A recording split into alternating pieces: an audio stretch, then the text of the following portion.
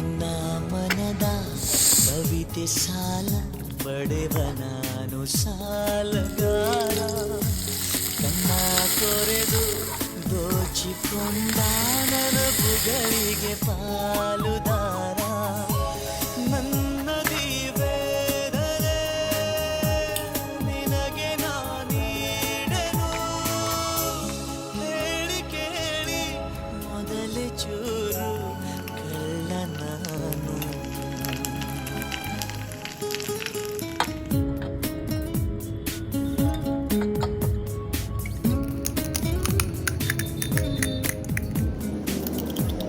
ಮಿಂಚಾಗಿ ನೀನು ಬರಲು